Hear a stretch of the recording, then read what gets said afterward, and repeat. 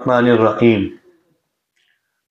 گزشتہ ہفتے حجیت حدیث کے تعلق سے بات آئی ہے۔ آج احادیث کے سلسلے میں جو شکوک و شبہات ہیں اس کے تعلق سے کچھ باتیں آپ کے سامنے آئیں گی۔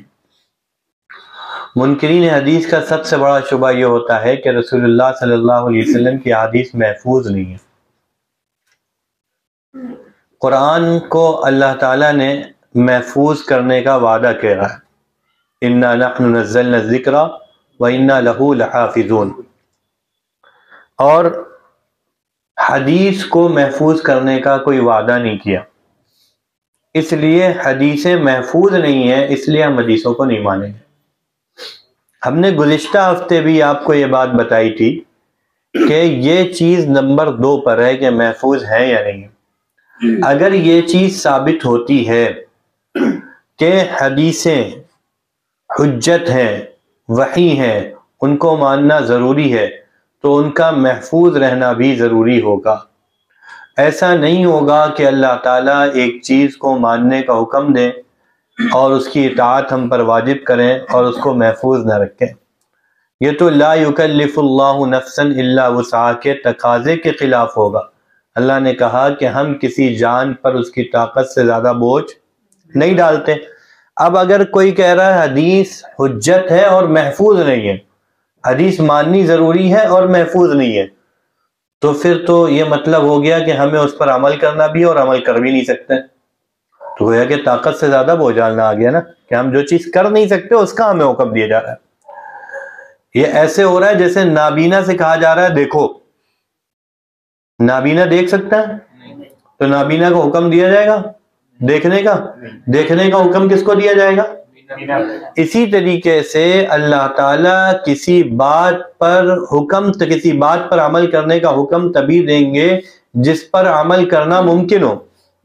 اگر عمل کرنا ممکن نہیں ہے تو اس بات پر عمل کرنے کا حکم، اگر حدیثیں محفوظ نہیں ہیں تو اس کا مطلب عمل کرنا ممکن نہیں ہے، اور اللہ کا حکم موجود ہے کہ حدیثوں کی مانو، اللہ کے رسول کی بات مانو، یہ حکم موجود ہے۔ تو گویا کہ اللہ تعالیٰ ایک ایسی چیز کا حکم دے رہے ہیں جس کو کرنا ہمارے بس میں۔ تو ہم نے اس لیے یہ بات کہی تھی، اگر وہ حجت مان لیتے ہیں آیات سے جو پڑھی تھی، ان سے حجیت حدیث ثابت ہو جاتی ہے، تو اس کے بعد کوئی وجہ نہیں رہتی کہ حدیث کی محفوظیت پر سوال کیا جائے۔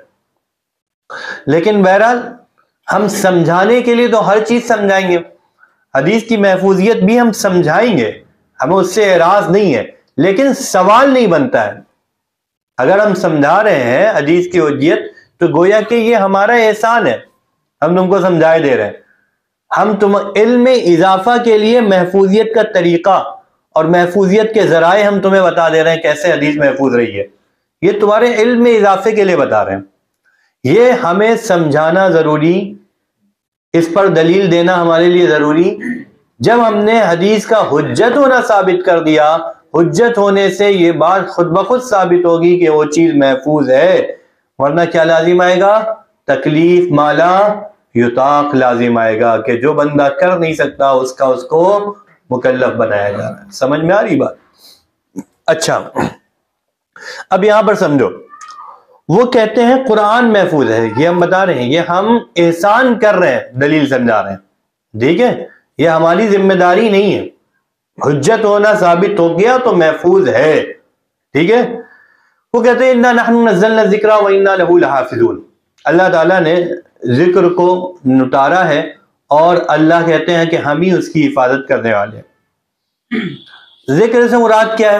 کہتے ہیں قرآن ہے۔ اچھا، ذکر سے مراد قرآن ہے، ٹھیک ہے، ذکر سے مراد قرآن ہے یہاں پر، لیکن ذکر قرآن کا نہیں ہے، یعنی لفظاً ذکر قرآن کا نہیں ہے، ٹھیک ہے؟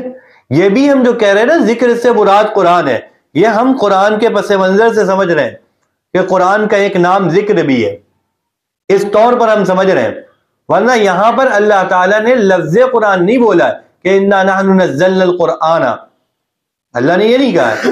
اگر کوئی اہل کتاب کہہ دے کہ دیکھو ذکر تو یہ عیسائیوں کی جو کتاب ہے انجیل، اس کو بھی کہا گیا ہے. جو یہودیوں کی کتاب ہے تورات، اس کو بھی کہا گیا ہے. تو یہاں پر اس سے مراد ہماری ہے، ذکر ہے. ذکر سے مراد کیا ہے؟ تورات ہے، انجیل ہے. تو ہم کہیں گے دراصل تم قرآن کا مفہوم نہیں سمجھ رہے ہو. یہاں پر جس پس منظر میں بات کہی جا رہی ہے اور جو لفظ باب تفعیل سے بولا جا رہا ہے، یہ تمام چیزیں قرآن پر صادق آتی ہیں اور کسی چیز پر صادق، یعنی قرآن کے علاوہ دیگر کتابوں پر صادق نہیں آتی. ٹھیک ہے، تو یہ بھی ہم مراد لے کر رہے ہیں. تو انا نحن نزلنا الذکر وانا لہ لحافظون. لیکن ہم منکرین حدیث سے سوال کر سکتے ہیں کہ اگر یہاں پر حدیث نہیں شامل ہے تو قرآن کیسے شامل ہے؟ ہم کہتے ہیں ذکر میں اگر قرآن شامل ہے تو حدیث بھی شامل ہے. ذکر میں اگر قرآن شامل ہے تو حدیث بھی شامل ہے. جو حدیث کو نہیں شامل کر رہا ہے اس سے ہم پوچھیں گے پھر یہ بتاؤ قرآن کیسے شامل ہے، اس سے سوال کریں گے. ورنہ ہم تو مانتے ہیں یہاں پر قرآن بھی ہے اور حدیث بھی ہے. ہم کہتے ہیں اس آیت میں صرف قرآن کے محفوظ کرنے کا وعدہ نہیں ہے، بلکہ احادیث کو محفوظ کرنے کا وعدہ بھی اس آیت میں کیا گیا ہے. دیکھو، انا نحن نزلنا الذکر وانا لہ لحافظون. ہم نے ذکر کو اتارا ہے اور ہم ہی اس کی حفاظت کرنے والے ہیں. ذکر سے مراد قرآن ہے. اس آیت میں جس طریقے سے قرآن کے محفوظ کرنے کا وعدہ ہے، اسی طریقے سے اس آیت میں احادیث کے محفوظ کرنے کا بھی وعدہ ہے. وجہ یہ ہے کہ تمام اہل علم اس بات پر متفق ہیں کہ قرآن صرف الفاظ کا نام نہیں ہے، بلکہ قرآن الفاظ کا نام بھی ہے اور معنی کا نام بھی ہے. اگر لفظ کو معنی سے خالی کر دیا جائے تو لفظ اپنی حقیقت پر واقع نہیں رہتا. تو قرآن الفاظ کا نام بھی ہے، معنی کا نام بھی ہے. اور یہ قرآن یعنی الفاظ بھی ہیں اور معنی بھی ہیں. یہ بھی بات ہمیں قرآن سے سمجھ میں آتی ہے. وجہ یہ ہے، دیکھو میں ایک تو سورہ قیامہ کی آیت ہے. اللہ تعالیٰ کہتے ہیں لا تحرک به لسانک لتعجل به ان علینا جمعہ وقرآنہ، کہ آپ اپنی زبان کو جلدی جلدی مت حرکت دیجئے، ہم ہی پر ہے اس کا جمع کرنا اور اس کا پڑھوانا. فَإِذَا قَرَأْنَاهُ فَاتَّبِعْ قُرْآنَهُ، جب ہم اس کو پڑھیں تو آپ پڑھنے کی اتباع کریے. پہلے اللہ تعالیٰ نے کہا اس کے الفاظ کو جمع کرنے کی ذمہ داری، اس کے الفاظ کی حفاظت کی ذمہ داری کس کے اوپر ہے؟ ہمارے اوپر ہے. آپ پریشان نہ ہوئیے. پھر کہا ثم ان علینا بیانا، پھر بے شک ہمارے ہی اوپر ہے اس کی بیان، اس کی وضاحت، اس کی ذمہ داری. پتہ چلا قرآن میں دو چیزیں ہیں، یا ایک لفظ ہیں اور دوسرے اس کی مراد ہے، دوسرے اس کی معنی ہے. تو اللہ تعالیٰ نے یہاں پر یہ کہا ہے کہ ہم اس قرآن کو بھی جمع کریں گے اور اس کے معنی کو بھی محفوظ رکھیں گے. تو اب جہاں پر یہ بات آئے گی کہ اللہ نے قرآن کو محفوظ کیا ہے، تو وہاں پر یہ بھی بات آئے گی کہ قرآن بھی محفوظ ہے اور اس کا بیان بھی محفوظ ہے. ثم ان علینا بیانا. اب بیان کسے کہتے ہیں؟ سوال ہوگا نا، بیان کسے کہتے ہیں؟ بیان ہم کہتے ہیں بیان قول رسول کو کہتے ہیں. بیان کسے کہتے ہیں؟ بیان فعل رسول ہوتا ہے. بیان رسول اللہ صلی اللہ علیہ وسلم کی حدیث ہے. دیکھو ہم دوسری آیت پڑھتے ہیں انا انزلنا الیک الذکر لتبین للناس.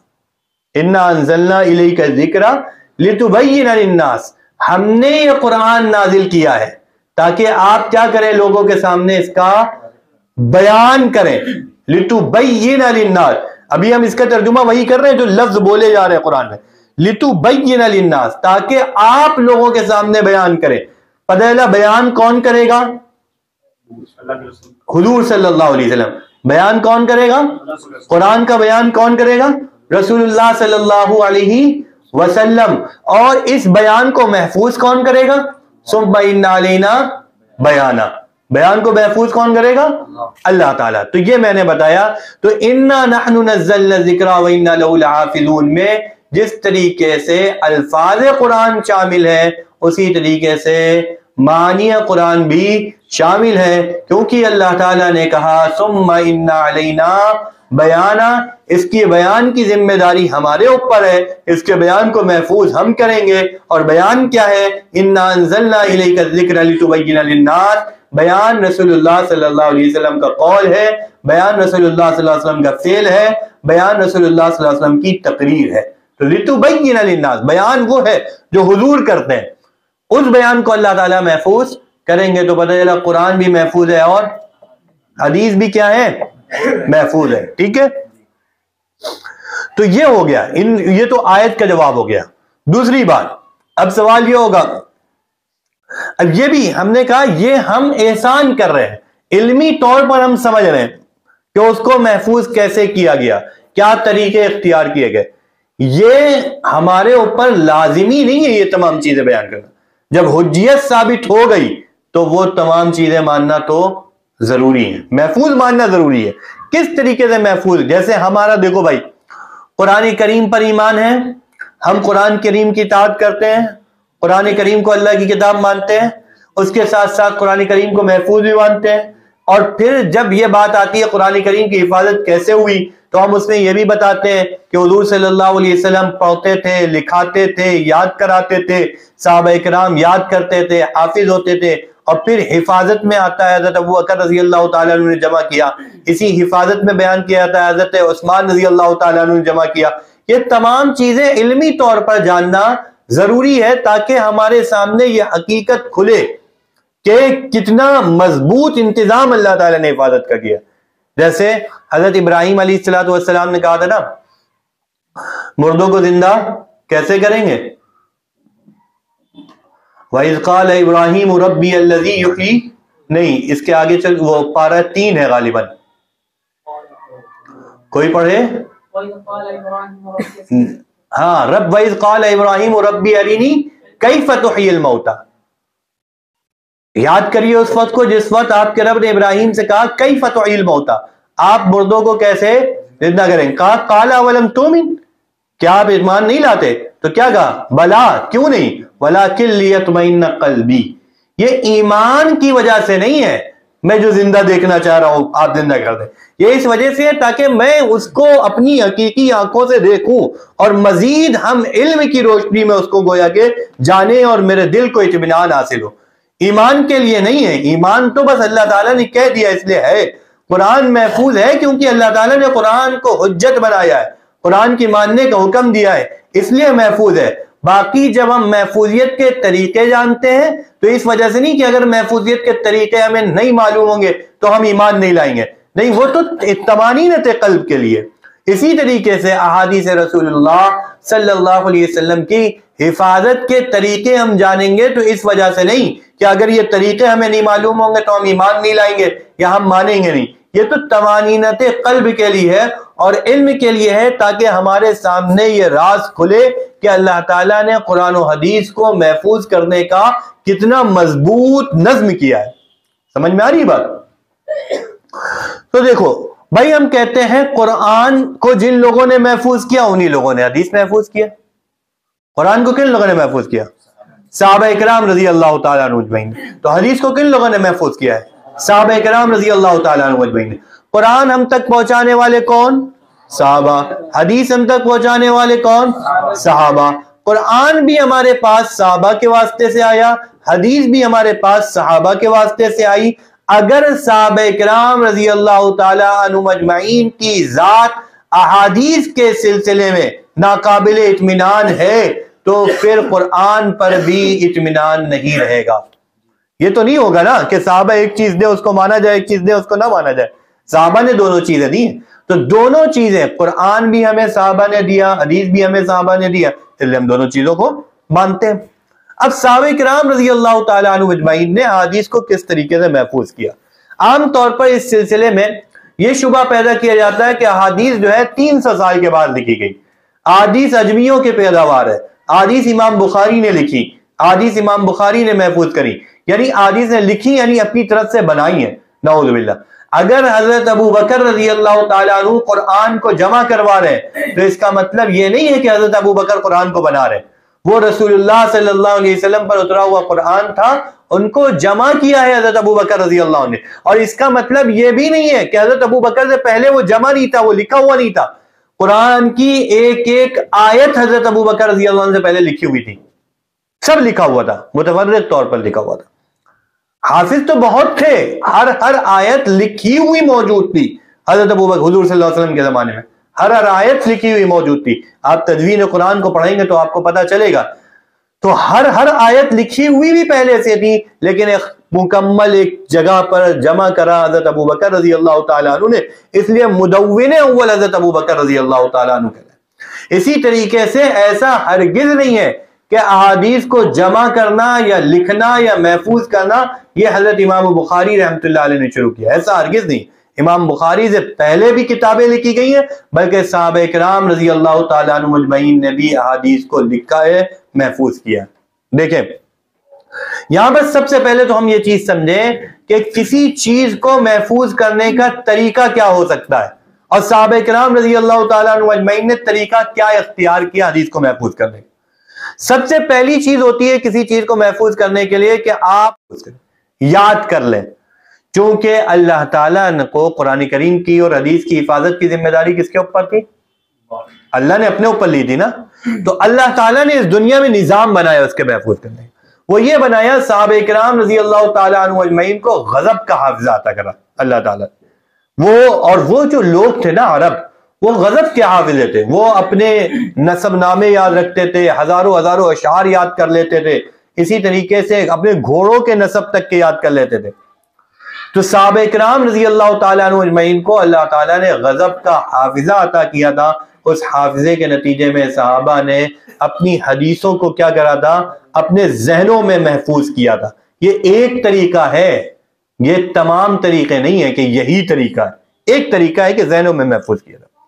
دیکھو اللہ تعالیٰ نے پھر صحابہ کرام کو حافظہ کیسے دیا تھا، اس پر تمہیں ایک واقعہ سناتے ہیں. علامہ ابن حجر عسقلانی رحمۃ اللہ علیہ نے الاصابہ میں ایک واقعہ نقل کیا حضرت ابو ہریرہ رضی اللہ تعالیٰ عنہ.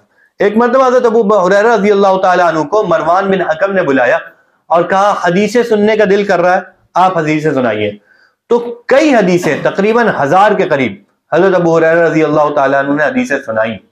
اور اس نے جو ہے پیچھے ایک کاتب بٹھا دیا تھا کہ ادھر حضرت ابو ہریرہ حدیثیں سناتے رہے اور وہ کیا کرتا رہے؟ لکھتے رہے. چنانچہ اس نے تمام حضرت ابو ہریرہ رضی اللہ تعالیٰ عنہ کی لکھی ہوئی حدیثیں، سنائی ہوئی حدیثیں لکھ لی. اس کے بعد 1 سال کے بعد پھر مروان نے حضرت ابو ہریرہ رضی اللہ تعالیٰ عنہ کو بلایا اور کہا وہ حدیثیں تھوڑا سا ہم بھول گئے، دوبارہ وہ حدیثیں آپ سنا دیجئے. کیا کہا؟ وہ حدیثیں ہم بھول گئے، دوبارہ وہ حدیثیں سنا دیجئے. اور پیچھے کاتب موجود تھا، لکھی ہوئی حدیثیں اس کے پاس تھیں، اور اس سے کہا تھا اب جب دوبارہ حضرت ابو ہریرہ حدیثیں سنائے تم چیک کرتے رہنا وہی حدیثیں سنا رہے ہیں یا کچھ اور سنا رہے ہیں. تو حضرت ابو ہریرہ رضی اللہ تعالیٰ عنہ نے 1 سال کے بعد اسی ترتیب پر تمام حدیثیں سنا دی جس طریقے سے 1 سال پہلے سنائی دی. یہ حافظہ تھا صحابہ کرام رضی اللہ تعالیٰ. اللہ تعالیٰ کو انتظام کرنا تھا محفوظ کرنے کا، تو اللہ تعالیٰ نے ان کو حافظہ ادا کیا تھا. آج ہمارے اگر حافظے کمزور ہو گئے تو اس کا مطلب یہ نہیں ہے کہ ہمیشہ دنیا ایسے ہی رہی ہے. ایسے واقعات ہیں. امام ترمذی رحمۃ اللہ علیہ کا واقعہ. امام ترمذی رحمۃ اللہ علیہ آخری وقت میں نابینا ہو گئے تھے. ایک مرتبہ مکہ جا رہے تھے تو راستے میں جو ہے ایک جگہ سے تھوڑا جھک گئے حضرت امام صاحب، تھوڑا سا جھک کے نکل رہے. پوچھا کیا ہوا، جھکنے کی وجہ کہاں؟ یہاں پر ایک جو ہے درخت تھا جس کی شاخیں بڑی نیچے لٹکی ہوئی تھی، جس کی شاخیں جو ہے بڑی نیچے لٹکی تھی. اور میں جہاں سے جب لوگ نکلتے تھے تو اپنے سروں کو نیچے جھکا کر نکلتے تھے. اب لوگوں نے کہا یہاں پر تو کوئی درخت نہیں ہے. امام صاحب نے کہا لوگوں سے جا کر معلوم کرو، اگر یہاں پر کوئی درخت نہیں تھا تو میں آج سے حدیث بیان کرنا چھوڑ دوں گا، میں آج سے حدیث بیان کرنا چھوڑ دوں گا. تو یہ پھر لوگوں نے جا کے معلوم کیا تو پتا چلا یہاں پر ایک درخت تھا. تو نابینا کے ہونے کی حالت میں ذہن اتنا تیز ہے کہ جس طرف سے گزر رہے ہیں بینا کی حالت میں اس چیز کو دیکھا ہے تو نابینا کی حالت میں بھی پہچان جا رہے ہیں کہ یہاں پر وہ چیزیں تھیں، اور وہاں پر اپنے آپ کو جھکا لے رہے ہیں بچنے کے لیے، حالانکہ وہاں پر کوئی درخت تو اللہ تعالیٰ نے ان کو ایسا حافظ عطا کیا تھا. تو حافظے کی زور پر, حافظے کی بنیاد پر پہلی طریقے سے پہلا کون سا طریقہ اختیار کیا حدیثوں کو محفوظ کرنے کا؟ حافظہ, یادداشت, ذہنوں میں محفوظ کیا. اسی طریقے سے, اور اچھا یہ تو صحابہ کرام کا اور اہل عرب کا وہ تھا, اور پھر رسول اللہ صلی اللہ علیہ وسلم نے اس کی بشارت دی تھی. مسند احمد کی حدیث نمبر 4157 ہے, 4157, کہ اللہ کے نبی صلی اللہ علیہ وسلم نے ارشاد فرمایا اللہ تعالیٰ اس شخص کو خوش و خرم رکھے جو ہم سے حدیثوں کو سنے پھر اس کو محفوظ رکھے یہاں تک کہ وہ اس کو لوگوں تک پہنچا دے. نزل اللہ عمران سمع منا حدیثا فحفظہ حتی یبلغہ, یہاں تک کہ وہ لوگوں تک پہنچا دے. تو حضور کے ایک ایک فرمان پر تو بالکل اپنی جان نچھاور کر دیتے تھے صحابہ. جب اتنی بڑی بشارت حضور نے سنائی ہو کہ اللہ تعالیٰ اس شخص کو خوش و خرم رکھے جو میری حدیث سنے اور اس کو محفوظ کرے اور اس کو آگے پہنچا دے, تو ظاہر ہے صحابہ کرام رضی اللہ تعالیٰ عنہ اجمعین نے کتنا اہتمام کیا ہوگا اس حدیث پر عمل کرنے کا. تو ایک تو فطرتی طور پر اور قدرتی طور پر ان کے ذہن محفوظ تھے, اور دوسرے رسول اللہ صلی اللہ علیہ وسلم کی ایسی بشارت تھی جس کی وجہ سے گویا کہ وہ اس عمل کے عاشق ہو گئے تھے کہ حضور صلی اللہ علیہ وسلم کی حدیثوں کو سنیں اور محفوظ کریں. سمجھ میں آ رہی بات؟ اسی طریقے سے دوسرا طریقہ صحابہ کرام کا کیا تھا حدیثوں کو محفوظ کرنے کا؟ دوسرا طریقہ تھا تعامل. یعنی ادھر صحابہ کرام رسول اللہ صلی اللہ علیہ وسلم سے کوئی بات سنتے یا کوئی کام کرتا ہوا دیکھتے, ادھر صحابہ کرام اس کو اپنی زندگی میں لے آتے. ایسا تو بہت ممکن ہے کہ کوئی شخص کوئی بات سنے اور اس کو عمل میں نہ لائے پھر 1-2 سال بعد بھول جائے, ممکن ہے بھول جائے. لیکن اگر کوئی شخص کوئی چیز سنے اور اس کو پھر اپنا عمل بنا لے تو وہ کوئی بات بھولے گا؟ بھولے گا؟ نہیں بھولے گا نا. تو صحابہ کرام رضی اللہ تعالیٰ عنہ اجمعین کا حدیث کو محفوظ کرنے کا ایک بہت بہترین ذریعہ تھا کہ ادھر رسول اللہ صلی اللہ علیہ وسلم سے بات سنتے تھے اور عمل شروع کر دیتے. ایسا جذبہ تھا کہ حضور صلی اللہ علیہ وسلم مسجد میں ہے اور مسجد کے اندر کھڑے ہوتے ہیں اور کہتے ہیں کہ بیٹھ جاؤ, صحابہ سے کہتے ہیں بیٹھ جاؤ. ایک صحابی ہے غالباً ابو دردہ, وہ جو ہے یا عبداللہ ابن مسعود ہے, وہ مسجد کے باہر ہی بیٹھ جاتے ہیں, مسجد کے باہر ہی بیٹھ جاتے ہیں. اتنا جذبہ ہے کہ حضور صلی اللہ علیہ وسلم سے ایک بات سنی ہے اور اس پر فوراً کیا ہے؟ عمل پیرا ہے. تو یہ صحابہ کرام رضی اللہ تعالیٰ عنہ کا عمل کا جذبہ تھا. تب جو کوئی بھی بھائی, آج ہم کوئی ایک وظیفہ آپ کو بتائیں کہ آپ ایسا کرو, دن بھر میں ایک تسبیح جو ہے استغفار کی پڑھ لیا کرو, اور پھر آپ استغفار کی تسبیح کی عادت بنا لو آج سے, اور پورے سال بلکہ پوری زندگی استغفار کی تسبیح پڑھتے رہو, تو کیا آپ یہ بات بھولو گے کہ استغفار آپ نے کیوں شروع کیا تھا؟ بھئی ہم نے کہا تھا, تو اب آپ کو میری بات یاد رہے گی. کیوں؟ کیونکہ آپ نے اس کو کیا کر لیا ہے؟ اپنی زندگی میں اتار لیا. تو عمل میں جو چیز آ جاتی ہے پھر وہ چیز کیا ہوتی ہے؟ محفوظ ہو جاتی ہے. تو صحابہ کرام رضی اللہ تعالیٰ عنہ اجمعین نے حدیث کو کیسے محفوظ کیا؟ عمل کر کے. تیسرے میں نے 2 طریقے بتایا محفوظ کرنے کے. پہلا کیا بتایا؟ حفظ کر کے. دوسرا کیا بتایا؟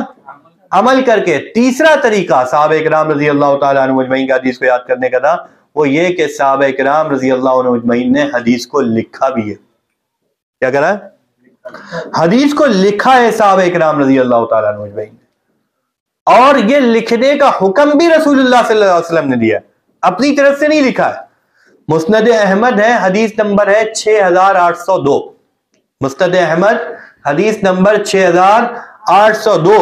رسول اللہ صلی اللہ علیہ وسلم کا اس میں فرمان ہے کہ میری باتیں اور حدیثوں کو لکھ لیا کرو. قسم ہے اس ذات کی جس کے قبضے میں میری جان ہے کہ اس زبان سے حق کے علاوہ کچھ نہیں نکلتا.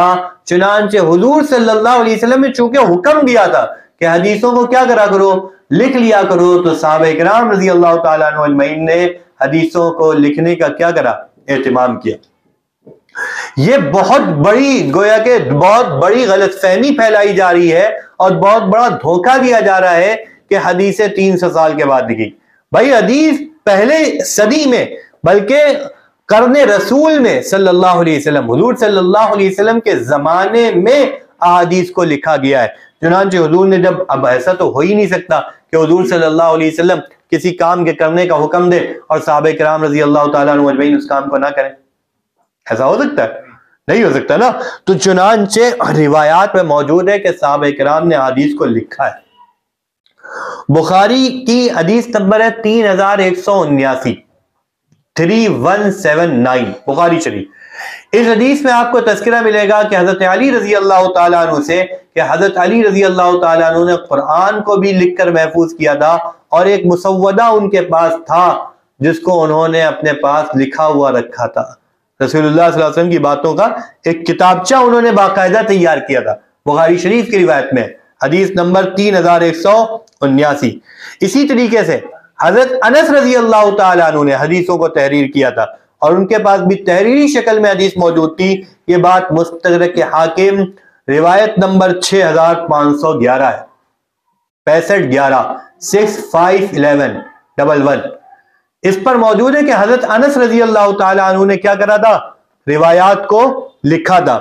اسی طریقے سے اسد الغابہ میں حضرت عبداللہ ابن عمر رضی اللہ تعالیٰ عنہ کا، حضرت عبداللہ ابن عمر رضی اللہ تعالیٰ عنہ نے باقاعدہ ایک کتابچہ تحریر کیا تھا، اور اس کتابچے کا نام تھا الصحیفۃ الصادقہ. کیا نام تھا؟ الصحیفۃ الصادقہ. یہ حضرت عبداللہ ابن عمر رضی اللہ تعالیٰ عنہ نے تحریر کیا ہوا تھا. اسی طریقے سے جامع بیان العلم کی روایت نمبر 403 ہے، اس پر آپ کو ملے گا کہ حضرت ابو ہریرہ رضی اللہ تعالیٰ عنہ کے پاس احادیث لکھی ہوئی موجود تھے. سمجھ رہے ہو؟ تو یہ حضرات نے، اور اس کے علاوہ بھی اور بہت سے صحابہ ہیں کہ جنہوں نے کیا کرا تھا؟ احادیث کو لکھا تھا. تو احادیث کو یعنی محفوظ کرنے کے جو جو طریقے ہو سکتے ہیں، صحابہ اکرام رضی اللہ تعالیٰ عنہ اجمعین نے تمامی طریقے کو اپنایا تھا. یعنی ذہن کے ذریعے بھی محفوظ کیا تھا، عمل کے ذریعے بھی محفوظ کیا تھا، اور کتابت کے ساتھ یعنی لکھ کر بھی صحابہ اکرام رضی اللہ تعالیٰ عنہ اجمعین نے حدیث کو کیا کیا تھا؟ محفوظ کیا تھا. چنانچہ اور ایسا بھی نہیں ہے کہ صحابہ کرام رضی اللہ تعالیٰ عنہ اجمعین کے بعد یہ عمل رک گیا ہو اور اس کے بعد پھر امام بخاری آئے ہو، انہوں نے لکھا ہو. نہیں، تابعین کے دور میں، تبع تابعین کے دور میں ہر دور میں حدیث لکھی گئی ہیں.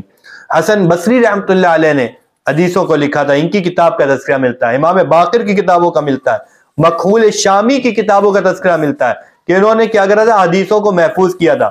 اسی طریقے سے عمر بن عبدالعزیز رحمۃ اللہ علیہ کے پاس احادیث کی کتاب تھی. اسی طریقے سے بہت بڑے امام ہیں، آپ سب جانتے ہیں امام مالک رحمۃ اللہ علیہ، امام جن کی پیدائش 93 ہجری ہے، وفات ہے 179 ہجری.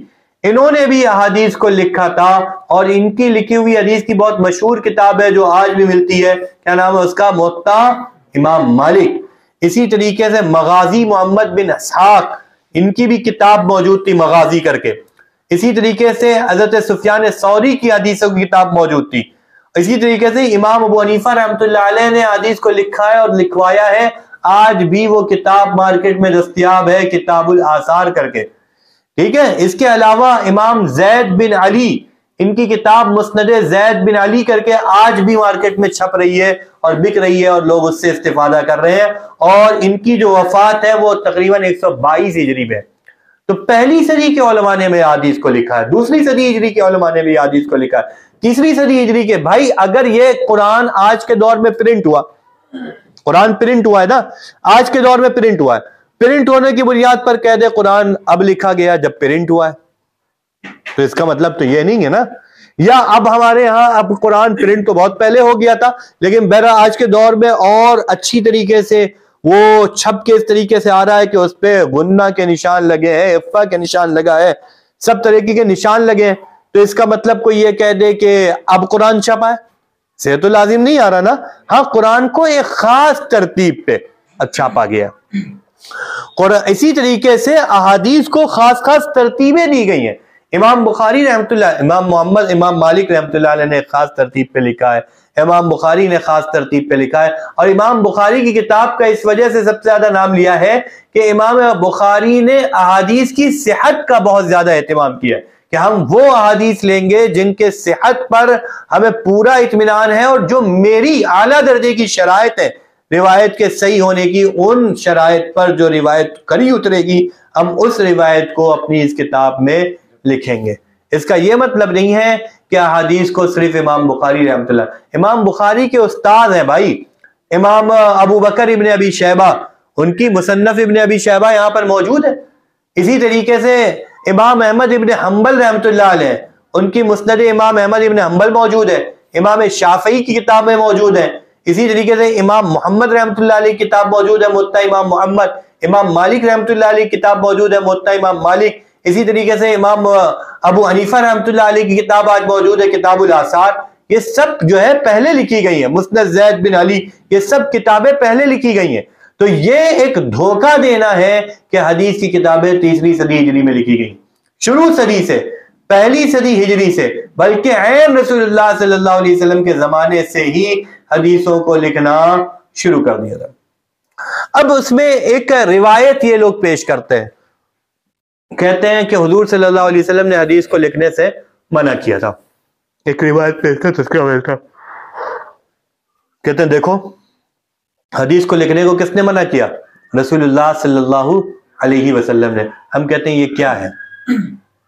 حدیث ہے نا، آپ تو حدیث کو مانتے نہیں، آپ تو حدیث کو، جب آپ حدیث کو مانتے نہیں تو حدیث کو پیش کرتے ہو؟ آپ کو تو قرآن پیش کرنا چاہیے کہ قرآن میں لکھا ہے حدیث نہ لکھو۔ اب حدیث پیش کر کے کیوں دکھا رہے ہو؟ وجہ یہ ہے کہ شروع دور میں رسول جب وحی اتر رہی تھی اور ابھی صحابہ اکرام رضی اللہ تعالیٰ عنہ مجمعین گویا کہ صحیح طریقے سے قرآن، یعنی پورے طریقے سے قرآن اور رسول اللہ صلی اللہ علیہ وسلم کے فرمان کے اسلوب سے واقف نہیں ہوئے تھے، اس زمانے میں رسول اللہ صلی اللہ علیہ وسلم نے حدیث کو لکھنے سے منع کیا تھا کہ ابھی حدیث کو مت لکھو، اور یہ لکھنا جو لکھنے سے منع تھا یہ صرف وقتی طور پر تھا، ہمیشہ کے لیے نہیں تھا۔ بعد میں خود رسول اللہ صلی اللہ علیہ وسلم کیا کرو، جیسا کہ ابھی ہم پہلے آپ کو حوالہ دے چکے ہیں، وہ وقتی طور پر منع تھا، پوری طور پر ممانعت نہیں تھی، ورنہ رسول اللہ صلی اللہ علیہ وسلم اجازت نہ دیتے اور پھر صحابہ اکرام رضی اللہ تعالیٰ عنہ اجمعین لکھتے نہیں۔ صحابہ اکرام کا لکھنا اور حضور کا حکم دینا، یہ تمام چیزیں اس بات پر دلالت کرتی ہیں کہ وہ حدیث کیا تھی؟ وقتی طور پر اس میں منع کیا گیا تھا۔ سمجھ میں آ رہی بات؟ اب سنو، یہ تو میں نے حفاظت حدیث کے تعلق سے بات کری، پھر سے ہم تھوڑا سا دوہرا دے رہے ہیں۔ منکرین حدیث حفاظت حدیث پر جب اشکال کرتے ہیں تو کہتے ہیں کہ اللہ تعالیٰ نے قرآن کریم میں کہا ہے اِنَّا نَحْنُ نَزَّلْنَا الذِّكْرَ وَإِنَّا لَهُ لَحَافِظُونَ، کہ ہم نے قرآن کو نازل کیا اور ہم ہی اس کی حفاظت کرنے والے ہیں۔ تو قرآن تو محفوظ ہے کیونکہ رسول اللہ تعالیٰ نے اس کی حفاظت کی ذمہ داری لی ہے، اور احادیث محفوظ نہیں ہے کیونکہ اللہ تعالیٰ نے اس کی حفاظت کی ذمہ داری۔ ہم کہتے ہیں نہیں، قرآن بھی محفوظ ہے اور حدیث بھی محفوظ ہے، قرآن کی حفاظت کی ذمہ داری بھی حدیث اللہ تعالیٰ نے لی ہے، اور حدیث کی حفاظت کی ذمہ داری بھی اللہ تعالیٰ نے لی ہے۔ اِنَّا نَحْنُ نَزَّلْنَا الذِّكْرَ وَإِنَّا لَهُ لَحَافِظُونَ میں جس طریقے سے قرآن کی حفاظت کا وعدہ ہے، اسی طریقے سے حدیث کی حفاظت کا بھی وعدہ ہے۔ وجہ یہ ہے کہ قرآن نام ہے الفاظ کا اور معنی کا، یعنی جس طریقے سے الفاظ محفوظ ہوں گے اسی طریقے سے معنی بھی محفوظ ہوں گے۔ اگر الفاظ محفوظ ہوں معنی محفوظ نہ ہو تو اس کا مطلب ہے قرآن کی ایک چیز تو محفوظ ہے اور ایک چیز محفوظ نہیں ہے، اور ان دونوں چیزوں کے، یعنی قرآن کے الفاظ کے اور معنی دونوں چیزوں کے محفوظ کرنے کا وعدہ اللہ تعالیٰ نے ایک الگ صورت میں لیا ہے۔ تو ہم کہتے ہیں یہاں پر بھی دونوں چیزیں ہی مراد ہے۔ کیوں؟ اللہ تعالیٰ نے کہا لا تحرک بھی لسانک لتعجل بھی ان علینا جمعہ وقرآنہ فاذا قرأناہ فاتبع قرآنہ، آپ زبان کو جلدی جلدی بد حرکت دیجئے، اس قرآن کو پڑھوانا، اس کا جمع کرنا ہماری ذمہ داری ہے، جب ہم اس کو پڑھیں تو آپ اس کی اتباع کریے، ثم ان علینا بیانہ، ہماری ہی ذمہ داری ہے اس کے بیان کی، اس کے مراد کی ذمہ داری بھی حفاظت کی کس کے اوپر ہے؟ ہمارے اوپر ہے۔ پھر بیان کسے کہتے ہیں؟ اس کو قرآن کی دوسری آیت نے واضح کیا، انا انزلنا الیک الذکر لتبین للناس، کہ ہم نے آپ پر قرآن نازل کیا تاکہ آپ لوگوں کے سامنے کیا کر دیں؟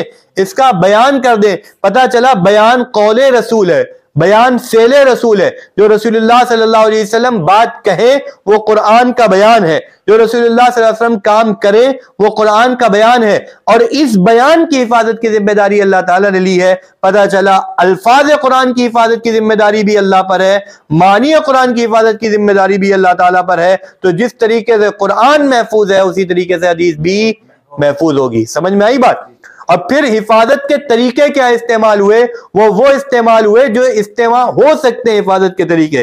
یعنی حافظے کے ذریعے بھی حدیث کو محفوظ کیا گیا, عمل کر کے حدیث کو محفوظ کیا گیا, اور لکھ کر بھی حدیث کو محفوظ کیا گیا. سمجھ میں آ رہی بات؟ تو یہ حفاظت حدیث پر جو اعتراض کرتے ہیں منکرین حدیث, یہ اعتراض چل نہیں سکتا. دوسرا اعتراض کیا کرتے ہیں؟ وہ ایک اعتراض بہت کرتے ہیں جی احادیث جو ہے, احادیث میں تعارض ہے. ایک حدیث کچھ کہہ رہی ہے, ایک حدیث کچھ کہہ رہی ہے. سمجھ میں آ رہی بات؟ کہتے ہیں احادیث میں کیا ہے؟ تعارض ہے.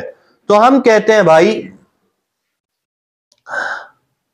تعارض احادیث میں نہیں ہے, تعارض تمہاری نظر میں ہے.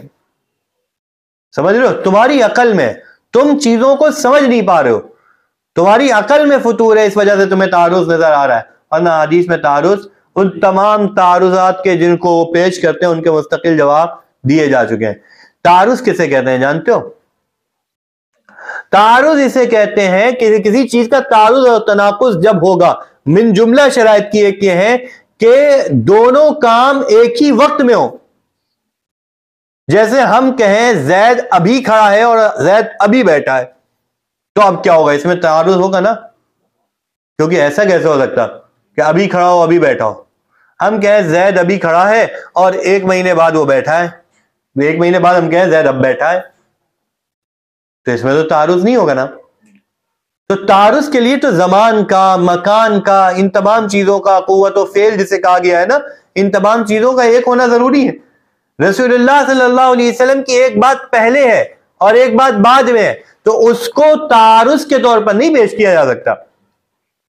ورنہ دیکھو اللہ, اس پر تو سب کا اتفاق ہے نا کہ اللہ تعالیٰ نے حضرت ابراہیم پر بھی صحیفے اتارے, حضرت موسیٰ پر تورات بھی آئی, حضرت عیسیٰ پر انجیل آئی, حضرت داؤد پر زبور آئی, اس کے علاوہ حضرت شیس پر اللہ کے احکام اترے, اور اللہ کے احکام قرآن میں موجود ہیں.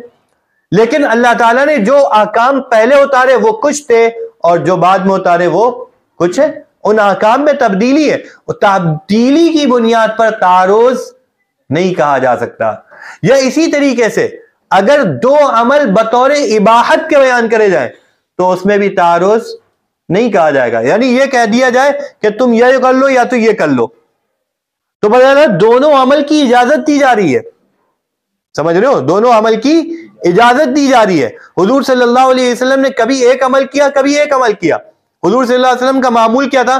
بیٹھ کر پیشاب کرنے کا. بخاری کی روایت ہے رسول اللہ صلی اللہ علیہ وسلم نے کھڑے ہو کر پیشاب کیا ضرورت کے موقع پر. تو یہ کھڑے ہو کر پیشاب کرنے کی روایت بیٹھ کر پیشاب کرنے کی جو حدیث ہے اس کے متعارض نہیں ہے, بلکہ حضور صلی اللہ علیہ وسلم نے اباحت بیان کری ہے کہ بیٹھ کر پیشاب کرنا سنت ہے, لیکن جب ضرورت پڑے کہ بیٹھ کر پیشاب کرنے میں کپڑے وغیرہ ملوث ہو جائیں یا اور کوئی ضرورت پڑے تو کھڑے ہو کر پیشاب کرنا بھی کیا ہے؟ مباح ہے, جائز ہے. تو بطور اباحت کے 2 روایتیں ہے نا. یا اسی طریقے سے 2 روایتیں کہ ایک عمل پہلے کا ایک عمل بعد کا ہے, اس سے تعارض نہیں ہوتا. اسے تعارض وہ بس تعارض ظاہری ہے. اسی طریقے کبھی کبھی سمجھ میں آتا ہے تعارض, وہاں پر حقیقی تعارض نہیں ہوتا. اگر صرف ظاہری تعارض کی بنا پر حدیث کو چھوڑا جائے گا تو پھر ظاہری تعارض کی بنیاد پر کل کو کوئی قرآن بھی چھوڑ دے گا. دیکھو ہم آیتیں پڑھتے ہیں, قرآن کی ایک آیت ہے کل نفس ذائقۃ الموت, ہر نفس کو کیا کرنا ہے؟ موت کا مزہ چکھنا ہے. ٹھیک ہے؟ قرآن کی اللہ لا الہ الا هو الحی, اللہ کیا ہے؟ ہمیشہ زندہ ہے. یہ بھی ہے نا, اللہ ہمیشہ زندہ ہے. لیکن یہاں کیا کہہ رہا ہے؟ ہر نفس کو موت کو ذائقہ چکھنا ہے. اللہ تعالیٰ کہتا ہے وَيُحَذِّرُكُمُ اللَّهُ نَفْسَ, قرآن کی آیت ہے نا, اللہ تم کو اپنے نفس سے ڈراتے ہیں. وَيُحَذِّرُكُمُ اللَّهُ نَفْسَ, اللہ تم کو کس سے ڈرا رہے ہیں؟ اپنے نفس سے ڈراتے ہیں, نفس سے ڈراتے ہیں. وہاں کیا کہا؟ کل نفس ذائقۃ الموت, تو ہر نفس کو کیا کرنا ہے؟ تو اللہ کا بھی کیا ہے؟ نفس ہے نا. تو پھر اب اس کو وہاں پر فٹ کرو تو کیا مطلب بیٹھے گا؟ اللہ کو بھی موت آئے گی، اور ادھر کہہ رہا ہے اللہ لا الہ الا هو الحی، وہ ہمیشہ سے زندہ ہے نا. لا تاخذوہ سنۃ ولا نوم، اس کو تو موت کی چھوٹی بہن نیند بھی نہیں آتی، موت کیا آئے گی؟ تو اللہ تعالیٰ کو تو نیند بھی نہیں آتی، موت کیا آئے گی؟ اور اس آیت سے پتہ ہے اللہ کیا ہے، اللہ تعالیٰ کو تو سمجھ میں آ رہی بات. اسی طریقے اللہ تعالیٰ ایک جگہ کہتے ہیں اللہ مشرق کا رب ہے، ایک جگہ کہتے ہیں مشرقین کا رب ہے، ایک جگہ اللہ کہتے ہیں مشارق کا رب ہے. تو کہیں پتہ ہے اللہ ایک مشرق ہے، کہیں پتہ ہے اللہ دو مشرق ہے، کہیں پتہ ہے اللہ بہت سے مشرق. اب کوئی کہے اس میں تعارض ہے یار، ایک مشرق ہے یا دو مشرق ہے یا بہت سے مشارق ہے. تعارض نہیں ہے، تمہیں سمجھ میں نہیں آ رہا ہے. ان کے جوابات کیا ہے وہ میں اس پہ نہیں جا رہا، صرف اتنا بتا رہا ہوں کہ ان آیات میں بھی اس کو کیا نظر آئے گا، تعارض نظر آئے گا نا. اسی طریقے سے سورہ معارج ہے، اللہ تعالیٰ اس میں کہتے ہیں فی یوم کان مقدارہ 50,000 سنہ، قیامت کے دن کی مقدار کتنی ہوگی؟ 50,000 سال. ایک دن کتنا بڑا ہوگا؟ 50,000 سال کے برابر ہوگا، 50,000 سنہ. اسی طریقے سے سورہ الف لام میم سجدہ میں ہے کان مقدارہ 1000 سنۃ مما تعدون. کتنا ہوگا؟ 1000 سنہ. ایک دن کتنا ہوگا؟ 1000 سال کے برابر ہوگا. ایک آیت میں 50,000 سال کے برابر ہوگا، ایک آیت میں کتنا ہے؟ 1000 سال کے برابر ہوگا. تو کیا اس میں کوئی کہے گا تعارض ہے؟ ہم کہتے ہیں یہ تعارض نہیں ہے، اصل میں ان آیت کا ابھی آپ نے مطلب نہیں سمجھا ہے کہ وہاں پر کیا مراد ہے، یہاں پر کیا مراد ہے، مشرق میں کیا مراد ہے، مشرقین میں کیا مراد ہے، مشارق کا کیا مراد ہے، کل نفس ذائقۃ الموت پر کیا مراد ہے، وَيُعَذِّكُمُ اللَّهُ نَفْسَهَا کی کیا مراد ہے. ان آیات کا مطلب آپ نے نہیں سمجھا، اس وجہ سے آپ کو اس میں تعارض نظر آ رہا ہے، ورنہ ان میں کوئی تعارض حقیقی. تو تعارض کی بنیاد پر چیزوں کو چھوڑا نہیں جائے گا، بلکہ جب کسی چیز کا حجت ہونا سمجھ میں آ گیا ہے دلیل سے، اس کا ماننا ضروری ہے، وہ چیز اللہ کی بات ہے، یہ چیز طے ہو گئی ہے. تو اگر ہمیں تعارض نظر آ رہا ہے تو ہم اپنی نظر کا علاج کرائیں گے، نہ کہ حدیث کو چھوڑیں گے. ہمیں قرآن میں اگر تعارض نظر آئے گا تو ہم اپنی نظر کا علاج کرائیں گے. بھائی جس طریقے سے بیماری جسم کو لگتی ہے تو اس کا علاج کہاں ہوتا ہے؟ ڈاکٹر کے پاس ہوتا ہے. اسی طریقے سے جب کوئی چیز قرآن و حدیث میں آپ کو سمجھ میں نہیں آ رہی ہے تو یہ بھی آپ کو کیا لگی ہے؟ گویا کہ ایک طرح کی روحانی بیماری لگی ہے. تو اب یہاں پر آپ کو اپنی نظر کا علاج کرانے کے لیے اہل اللہ کے پاس جانا ہوگا، علماء کے پاس جانا ہوگا. جب آپ علماء اور اہل اللہ کے پاس آئیں گے تو وہ سمجھا دیں گے کہ آپ کی نظر میں کتنی خرابی ہے اور یہ خرابی کیوں پیدا ہو رہی ہے اور اس کا علاج کیا ہے، سب بتا دیں گے. سمجھ میں آ رہی بات؟ تو نظر کے علاج کرانے کی ضرورت ہے، نہ کہ حدیث اور قرآن کو چھوڑنے کی ضرورت ہے. اسی طریقے سے کہتے ہیں حدیث عقل کے خلاف ہے بہت سی، اس لیے حدیثوں کو نہیں مانیں گے. پھر ہم کہتے ہیں بھائی اس میں احادیث کا کوئی قصور نہیں ہے، اس میں آپ کی عقل کا فطور ہے. احادیث عقل کے خلاف اگر کسی کو نظر آ رہی ہے تو اس میں احادیث کا قصور کس کا فطور ہے؟ عقل کا فطور ہے. اگر عقل کے ظاہری خلاف ہونے کی وجہ سے احادیث کو چھوڑا جا رہا ہے تو کل کو کوئی قرآن کو بھی چھوڑ دے گا. بہت سے قرآن کی آیات بھی کیا آپ کو نظر آئیں گی؟ عقل کے خلاف نظر آئیں گی. یہ جو عقل کے خلاف ہے، عقل کے خلاف تو کوئی آیت نہیں ہے. ہاں آپ کی عقل میں سمجھ میں نہیں آ رہی، کسی چیز کا عقل سے سمجھ میں نہ آنا عقل کے خلاف ہونے کی دلیل نہیں ہے. جیسے ایک شخص نے کبھی جہاز کا تصور نہ سنا ہو اور وہ ایک دن جہاز کو اڑتا ہوا دیکھے تو اس کو سمجھ میں آئے گا کیسے اڑ رہا ہے؟ آج کے 600 سال پہلے کوئی جا کے بتاتا ایک اس طریقے سے لوہا جو ہے ہوا میں اڑے گا اور اپنے اوپر آدمیوں کو بھی بیٹھا لے گا، اس کو سمجھ میں آتا؟ تو اس کے سمجھ میں نہ آنے کا مطلب یہ تھوڑی نا کہ جہاز اڑے گا نہیں، ہے نا. عقل سے سمجھ میں نہ آنا یہ چیز نہ ہونے کی یا عقل کے خلاف ہونے کی دلیل نہیں ہوتی. آپ کی سمجھ میں نہیں آ رہی. بہت سی چیزیں چھوٹے لوگوں کو سمجھ میں نہیں آتی، بڑوں کو سمجھ میں آ جاتی. چھوٹوں کو سمجھ میں نہیں آ رہی ہے تو اس کا مطلب یہ تھوڑی نا عقل کے خلاف ہے. آپ کی عقل میں کمی ہے کہ آپ کو سمجھ میں نہیں آ رہی ہے نا. جیسے ہمارے ہاں میبزی کے گھنٹے میں، سلم کے گھنٹے میں بہت سے طلبہ جاتے ہیں، ان کو سمجھ میں نہیں آ رہی کتاب. تو ان کو سمجھ میں نہ آنا اس کا مطلب یہ تھوڑی نا سلم عقل کے خلاف ہے نا، میبزی عقل کے خلاف ہے یا مرقات عقل کے خلاف ہے. آپ کی سمجھ میں نہیں آ رہی ہے، آپ اپنی سمجھ کو بڑھائیے. آپ کی سمجھ کا قصور ہے، حدیث کا کوئی فطور، حدیث کا کوئی قصور نہیں ہے. سمجھ میں آ رہی ہے بات؟ میں آیتیں پیش کرتا ہوں. دیکھو اللہ تعالیٰ نے کہا، دیکھو بظاہر دیکھو ایک تیمم ہے، ایک وضو ہے. وضو کا بدل کیا ہے؟ تیمم ہے. وضو کا خلیفہ کیا ہے؟ اچھا حقیقت پہ غور کرو، پانی کی اللہ نے طبیعت یہ بنائی ہے کہ پانی چیزوں کو صاف کرتی ہے، اور مٹی کی طبیعت یہ ہے کہ مٹی چیزوں کو گندا کرتی ہے ایسا یا نہیں؟ بھائی دھول میں جاؤ آپ، کیا ہوگے؟ گندے ہو کر آ جاؤ گے نا. پانی میں کود جاؤ گے، صاف ہو کر آؤ گے. پانی اپنے اوپر ڈالو گے، پاک و صاف ہو جاؤ گے، چہرہ کھل جائے گا، صابن وابن لگا لو گے اور اچھے ہو جاؤ گے. اور اگر اپنے اوپر تھوڑی سی دھول ڈالو گے تو کیا ہو جاؤ گے؟ گندے ہو جاؤ گے نا. عقل میں یہ چیز سمجھ میں نہیں آتی کہ مٹی پانی کا بدل ہو سکتی ہے. عقلی طور پر مٹی کا پانی کا بدل ہونا سمجھ میں، بھئی اللہ تعالیٰ نے مٹی کو پانی کا بدل بنایا ہے اور قرآن میں بنایا ہے. فَإِن لَّمْ تَجِدُوا مَاءً فَتَيَمَّمُوا صَعِيدًا طَيِّبًا فَامْسَحُوا. تو اللہ تعالیٰ نے بدل بنایا ہے، قرآن میں بنایا ہے کہ اگر پانی نہ پاؤ تو تیمم کر لو. تو اب ہمیں کیا کرنا ہے؟ تیمم کرنا ہے. عقل سے سمجھ میں آئے یا، اور اس کے عقلی دلائل کیا ہے؟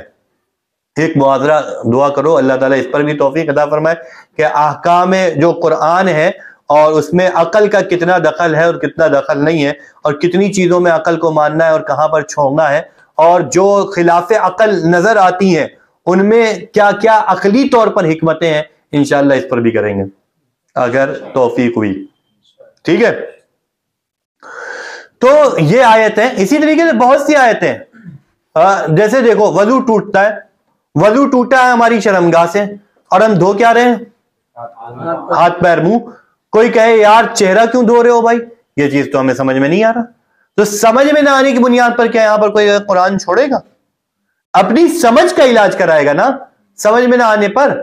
اور ہمارا تو یہ دعویٰ ہی نہیں ہے کہ اللہ کی ہر بات تمہاری عقل میں آئے. دیکھو جو بنیادی چیزیں ہیں یعنی توحید، رسالت، آخرت، ان تمام چیزوں کو عقلی دلیل سے، خالص عقلی دلیل سے ثابت کیا جائے گا. توحید، رسالت، آخرت کو سمجھ میں آ رہی بات؟ ان تمام چیزوں کو خالص عقلی دلیل سے ثابت کیا جائے گا. جب ہم نے اللہ کو مان لیا، حضرت محمد رسول اللہ صلی اللہ علیہ وسلم کو رسول مان لیا، اب اللہ تعالیٰ محمد رسول اللہ صلی اللہ علیہ وسلم کے واسطے سے جو چیز ہمیں دے ہمیں اس کا ماننا ضروری ہوگا، کیونکہ ہم نے حضور کو نبی برحق دلیل سے سمجھ لیا. جب حضور کا نبی برحق ہونا عقلی طور پر سمجھ لیا، اب باتوں میں عقل ہر جگہ نہیں لڑائیں گے، بلکہ باتوں میں کیا ہے؟ پھر کوئی کہے گا یار الف لام میم میں کا کچھ معنی سمجھ میں نہیں آ رہا لہذا الف لام میم کو نہ مانو. یہ تو نہیں ہے بھائی. اللہ تعالیٰ نے ایک باقاعدہ شریعت میں ایک اصطلاح ہے امر تعبدی. بہت سے احکام اللہ تعالیٰ نے اسی لیے دیے ہیں کہ ہم تمہیں آزمانا چاہ رہے ہیں کہ تمہاری سمجھ میں نہیں آئے گا پھر تم مانتے ہو یا نہیں مانتے ہو. ایک جملہ ہے کہ ہر چیز سمجھ میں آ جائے تب ماننا، یہ تو دہریت کی علامت ہے. مادی نفع دیکھ کر ماننا، اسے تو دہریت کہتے ہیں. ہم تو اللہ تعالیٰ کی مانتے ہیں چاہے ہمیں سمجھ میں آئے چاہے سمجھ میں نہ آئے.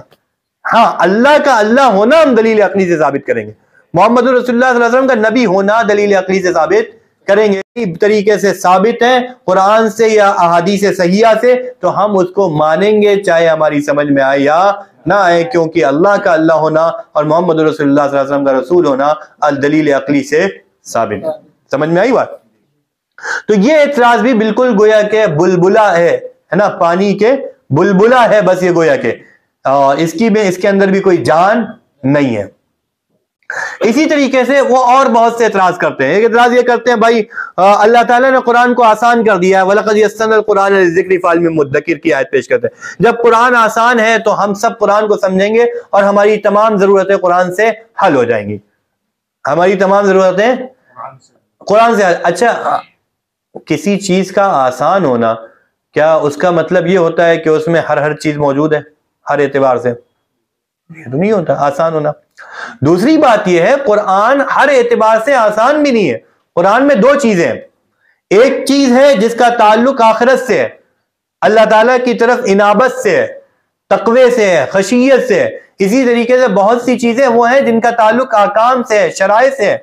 احکام اور شرائع اور جو مسائل قرآن میں بیان کیے گئے ہیں وہ آسان نہیں ہے. لہذا آسان کیا ہے کہ آخرت کی باتیں سیکھنا آسان ہے نا.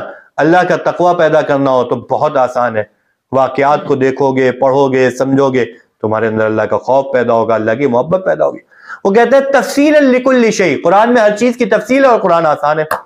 لہذا ہمیں ہر چیز کہاں سے مل جائے گی؟ قرآن سے مل جائے گی. کہتے ہیں قرآن میں ہر چیز کا بیان موجود ہے، اس لیے ہمیں کسی اور چیز کی طرف جانے کی ضرورت نہیں ہے. ہم کہتے ہیں بھائی یہ جو آیات ہے نا تفصیل لکل شیء وغیرہ، ان آیات کا تعلق ان اصولی عقائد سے ہے جو قرآن میں مذکور ہیں. قرآن میں اصولی عقائد جتنے ہیں ان کی تمام تر تفاصیل موجود ہیں. توحید کی، اللہ تعالیٰ کی وحدانیت کو قرآن نے کھول کھول کے بیان کیا، رسالت کو کھول کھول کے بیان کیا، آخرت کو کھول کھول کے بیان کیا. لیکن اس کا مطلب یہ نہیں ہے کہ شریعت کا ہر مسئلہ قرآن نے مکمل واضح کیا. یہ تو عقلی طور پر سمجھ میں آتا ہے. اللہ تعالیٰ نے کہا اقیم الصلاۃ، نماز قائم کرو. بتاؤ اقیم الصلاۃ اللہ کہہ رہے ہیں تو کیا نماز کا ہر مسئلہ قرآن میں موجود ہے؟ نماز کی تو ترتیب بھی موجود نہیں ہے. کتنے وقت کی پڑھنا ہے یہ بھی صحیح طور پر موجود نہیں ہے. کتنی رکعتیں یہ بھی موجود نہیں ہے. کس حالت میں کیا پڑھنا ہے یہ بھی موجود نہیں ہے. یہ تمام چیزیں کہاں موجود ہیں؟ حدیث میں موجود ہے نا. تو ہم ان تمام چیزوں کو لینے میں حدیث کے محتاج ہے نا. تو پھر یہ کیسے کہا جا سکتا ہے کہ قرآن میں ہر چیز کی وضاحت ہے حدیث کے بغیر؟ ہاں ایسے کہو قرآن میں ہر چیز کی وضاحت ہے حدیث کے ساتھ، معنی کے ساتھ، ہے نا. اپنے الفاظ و معنی کو جب ملا دو تو تمہیں تمام چیزیں دین کی قرآن سے مل جائیں گی. معنی میں ایک چیز اجماع و قیاس بھی ہے، اس کو ماننے کا بھی حکم دیتا ہے. جب ہم اجماع و قیاس پر عمل کرتے ہیں تب بھی ہم قرآن و حدیث پر عمل کر رہے ہوتے ہیں. سمجھ میں آ رہی بات؟ تو کوئی یہ نہ ذکر کر دے کہ بہت سی چیزیں، یہ میں نے اس لیے کہا کہ بہت سی چیزیں تو حدیث میں بھی موجود نہیں ہیں. اسی طریقے سے وہ لوگ جو چیزیں پیش کرتے ہیں اس میں ایک آپ کو کہتے ہیں حضور صلی اللہ علیہ وسلم تو بشر ہیں، حضور صلی اللہ علیہ وسلم تو انسان ہیں جس طریقے سے ہم انسان ہیں، لہذا انسان کی تو بات نہیں مانی جائے گی، بات تو اللہ کی مانی جائے گی. اور اللہ تعالیٰ نے وہ قرآن دیا. بھائی یہ جو قرآن میں آیات ہیں نا حضور صلی اللہ علیہ وسلم بشر ہیں انما انا بشر مثلکم وغیرہ، ان آیات کا تعلق، اس کا پس منظر یہ ہے کہ کفار مکہ طرح طرح کے معجزات کا مطالبہ حضور سے کرتے تھے. پہاڑ کو چلا دیجئے، مکے کو یہ جو پہاڑ ہے اس کو سونا بنا دیجئے، مکے کی پوری زمین سے فصل اگا دیجئے. تو ان باتوں کا جواب دینے کے لیے آیات اتری ہے کہ حضور صلی اللہ علیہ وسلم بشر ہیں، اللہ نہیں ہے. بشر ہیں کا مطلب اللہ نہیں ہے کہ اپنی مرضی سے جب چاہیں جو چیز چاہیں تمہیں دے دیں، ہے نا. ورنہ پھر آگے انما انا بشر مثلکم یوحا الی انما الہکم الہ واحد. حضور کے پاس، حضور میں اور تم میں ایک بڑا فرق ہے. وہ فرق کیا ہے نبی میں اور تم میں؟ کہ حضور پر کیا آتی ہے؟ وحی آتی ہے. اور پہلے ہم سمجھ چکے وحی دو طرح کی ہے، ایک وحی جلی ہے، ایک وحی خفی ہے، ایک وحی مطلوع ہے، ایک وحی غیر مطلوع ہے. وحی جلی قرآن کو کہتے ہیں، وحی خفی حدیث کو کہتے ہیں. اسی آیت سے سمجھ میں آ رہا ہے کہ حضور صلی اللہ علیہ وسلم میں اور تم میں فرق یہ ہے کہ حضور پر وحی آتی ہے، تم پر وحی نہیں آتی. اور بھی بہت سے اعتراضات ہیں منکرین. اعتراضات کیا کہہ لو، بس یہ سمجھ لو کہ ڈھکوسلے ہیں، کچھ شگوفے ہیں جو وہ چھوڑتے ہیں اور لوگ اس میں بہک جاتے ہیں، ورنہ ان کی کوئی حقیقت نہیں ہے. ہم پھر سے وہ بات جو ہم نے تمہید میں کہی تھی تم سے، جب قرآن کا حجت ہونا سمجھ میں آ گیا، اب قرآن پر اگر اعتراض ہوگا تو جو قرآن کو حجت مانتا ہے وہ تمام لوگوں نے اعتراض کے جواب دیں گے، ہے نا، جو حجت ماننا ہے. ایسے ہی اگر احادیث کا حجت ہونا ثابت ہو گیا تو اب ایک مسلمان کے لیے ضروری ہے حدیث کو مانے. منکرین حدیث کے اوپر بھی ضروری ہوگا، جب حدیث کا حجت ہونا قرآن سے ثابت ہو گیا تو حدیث کو مانے نا.